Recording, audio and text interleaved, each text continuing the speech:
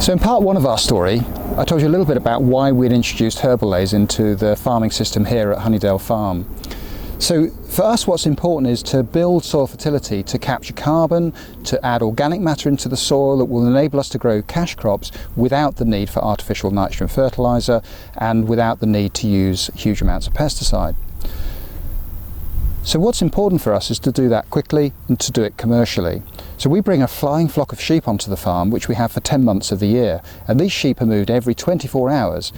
And the fact that the sheep are held in quite close densities, about 300 sheep per acre equivalent, we move them every 24 hours, so they're always moving onto fresh grass.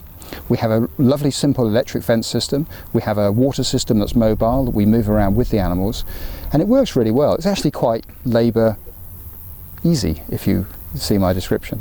So by having a huge density of animals in a small space, there's a huge amount of dung and urine that builds up behind the sheep, and that's what brings the biological life to the soil and makes the soil so fertile.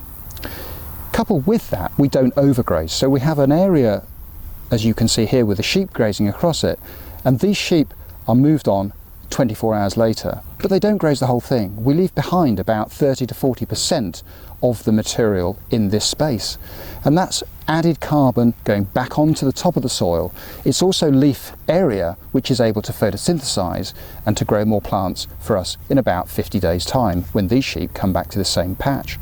So they're continually moving around the farm through the Herbal Leys and through other crops that we grow on the farm within our cash crops.